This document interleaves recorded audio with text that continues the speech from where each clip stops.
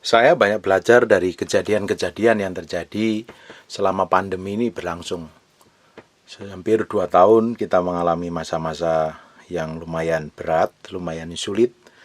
Banyak orang-orang dekat kita dipanggil Tuhan, dan banyak orang tidak menyangka kejadian ini terjadi. Jadi merubah cara pikir saya, pola pikir saya, cara pandang saya benar-benar banyak berubah total. Dulu saya berusaha mengejar apa itu segala sesuatu keberhasilan, apa saya ingin lakukan, ingin kerjakan, dan saya ingin menjadi orang yang sukses dan berhasil. Tapi ngelihat kenyataan yang terjadi, tiba-tiba orang yang sehat, sakit seminggu 2 minggu, tiba-tiba meninggal. Dan Bapak Ibu bayangkan, kalau Bapak Ibu dipanggil Tuhan hari ini mendadak, kira-kira apa yang Bapak Ibu bisa bertanggung jawabkan di hadapan Tuhan?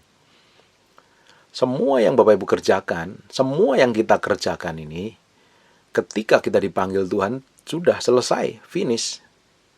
Nah, ketika kita ini menghadap Tuhan, kira-kira kita ini didapatin menjadi hamba yang berkenan atau hamba yang jahat di hadapan Tuhan.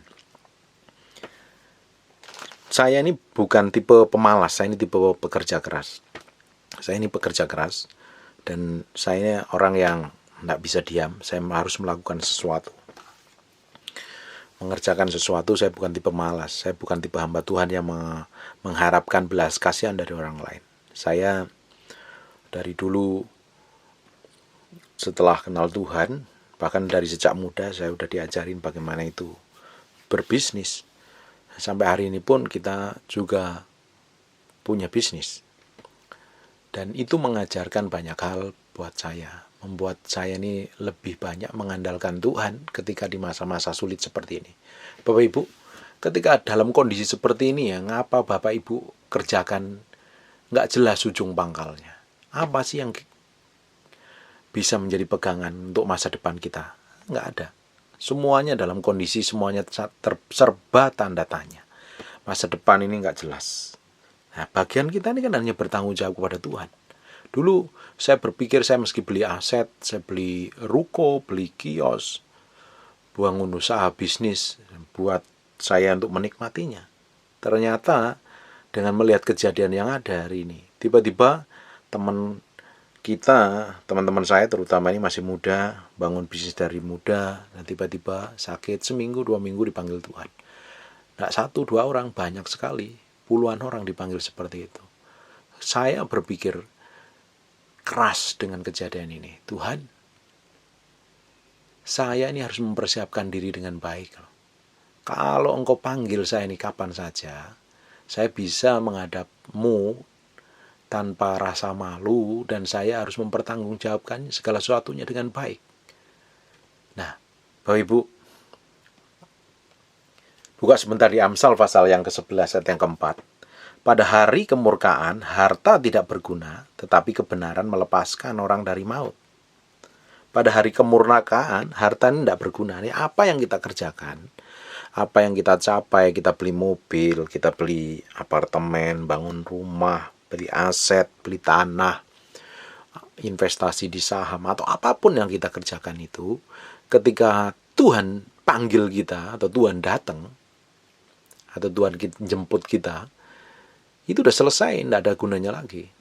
Nah, selama kita masih dipercayakan hidup hari ini Bapak Ibu masih mendengarkan firman ini, berarti Tuhan masih berikan napas kehidupan, berikan kesempatan. Nah, waktu yang ada ini harus kita pakai benar-benar untuk menyenangkan Tuhan, nggak ada yang lain. Semua yang kita capai ini, saya ini bekerja keras, saya bilang berkali-kali, saya ini bukan orang malas. Saya ini bekerja, bisa saya bangun pagi jam 4 kerja. Jadi saya rata-rata tidurnya hanya sekitar 5 jam tiap hari, karena saya mesti ngurusin kerjaan. Nah, Bapak Ibu, apa segala sesuatu yang Tuhan percayakan hari ini, kerjakan dengan tanggung jawab. Bisnis, usaha, toko, ngajar, guru, profesi apapun, kerjakan dengan tanggung jawab. Kerjakan dengan tanggung jawab. Sepenuh hati, seperti mengerjakannya untuk Tuhan. Karena kita ini harus benar-benar memberikan yang terbaik dari segala apa yang Tuhan percayakan sama kita, supaya hasilnya itu juga baik. Nah, Jadi kita ini hari ini, kalau Tuhan panggil mendadak, Tuhan dapatin kita itu mengerjakan apa yang Tuhan percayakan itu dengan kesungguhan hati, dengan sempurna. Jangan malah ketika Tuhan panggil hari ini, apa yang terjadi kira-kira? Kalau hari ini Tuhan panggil hidupmu mendadak, Tuhan panggil mendadak, kira-kira orang mengenang hidupmu seperti apa? Orang-orang mengenang engkau ini selama hidup seperti apa? Jadi orang baik atau jadi orang buruk? Atau jadi orang yang benar-benar menjadi berkat bagi banyak orang, menginspirasi banyak orang. Selama Tuhan masih percayakan napas hidup hari ini, pakai itu benar-benar, dipakai sungguh-sungguh, dipergunakan setiap menitnya dengan baik. Lakukan hal yang berguna, hal yang kudus, hal yang suci, yang mulia, yang membuat orang itu jadi diberkati melalui kehidupan kita, melalui kata-kata kita, melalui sikap kita. Ketika Tuhan panggil, semua harta yang kita miliki itu nggak ada fungsinya lagi. Itu hanya berguna untuk orang yang kita tinggalkan, mungkin istri atau suami atau anak-anak kita yang kita tinggalkan. Semua harta yang kita kejar, kita cari itu bukan lagi menjadi bagian kita, menjadi milik mereka. Nah, harta yang kita tinggalkan itu bisa habis ketika salah kelola. Tetapi warisan secara rohani yang kita tinggalkan itu tidak akan pernah habis. Selama Tuhan percayakan kehidupan hari ini, masih percayakan kesehatan, berkat, kesehatan, atau apapun lah yang Tuhan percayakan hari ini, kita pasti bisa menikmatin kasih karunia-Nya. Kita harus mempergunakan sepenuhnya untuk kemuliaan Tuhan. Kemuliaan Tuhan. Ketika orang ini sudah selesai dipanggil, dia udah finish, sudah selesai tugasnya di bumi. Nah, ketika sudah selesai tugasnya dia harus menghadap Tuhan, itulah hidup kita yang pernah kita kerjakan, yang kita lakukan sepanjang masa hidup kita itu yang akan kita pertanggungjawabkan di hadapan Tuhan. Jangan sampai kita didapati menjadi hamba yang jahat, hamba yang tidak melakukan kehendak tuannya, atau hamba yang tidak melipat gandakan uang minanya atau talentanya, akhirnya dibuang ke tempat ratap dan kertak gigi. Kita harus didapati menjadi orang-orang yang benar-benar berkenan di hadapan Tuhan, menyenangkan hati Tuhan, berjalan dalam ketepatan Tuhan. Ini tidak langsung bisa dilakukan, tapi ini perlu proses hari demi hari, waktu ke waktu, dari jam ke jam. Kita harus fokusnya kemana. Makanya Alkitab ngomong, kalau kita ini hanya fokus kepada hal duniawi, ujungnya kita akan menjadi orang serakah, sesat. Tapi ketika kita ini mengejar Tuhan dan kebenarannya, cari dahulu kerajaan Allah dan kebenarannya, maka semuanya akan ditambahkan kepadamu. Apa itu termasuk damai sejahtera, kekekalan, kehidupan, berkat, keuangan, atau apapun juga itu semuanya akan ditambahkan. Tapi syarat utamanya harus mencari dan mengutamakan kerajaan Allah dan kebenarannya. Ini penting sekali. Saya rasa ini memang tidak menarik apa yang saya sampaikan, tapi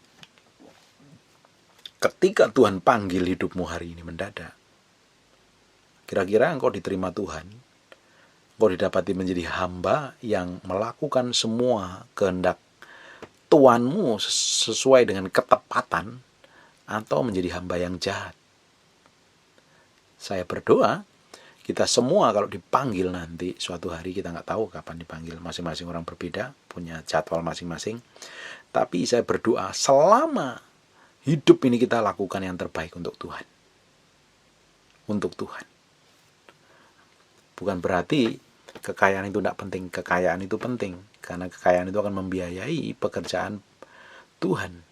Dan kita bisa menjadi berkat untuk orang lain. Makanya kita harus bekerja dengan giat.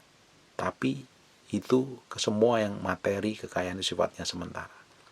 Sementara kita bekerja dengan tekun, bekerja dengan giat, di sisi lain kita juga harus mulai merubah pola pikir, cara pandang kita. Karena segala sesuatu yang kita kerjakan, suatu hari kita akan bertanggung jawabkan di hadapan Tuhan. Emang orang benar akan meninggalkan warisan untuk anak cucunya, harus itu. Kita memang selama tinggal di bumi kita harus diberkatin Tuhan. Kalau kita mencintai Tuhan pasti diberkati Tuhan. Anak-anaknya yang mendengar suaranya, bapaknya pasti dicukupi kebutuhannya. Tidak hanya dicukupin, more than enough. Supaya apa? Bisa menjadi berkat bagi orang lain. Tapi tidak hanya berhenti sampai situ. Tidak hanya berhenti kita beli aset, beli rumah, beli mobil buat kekayaan. Tapi di sisi lain kita juga harus belajar hidup dalam ritme dan cara kerja Tuhan. Dalam perkenanannya.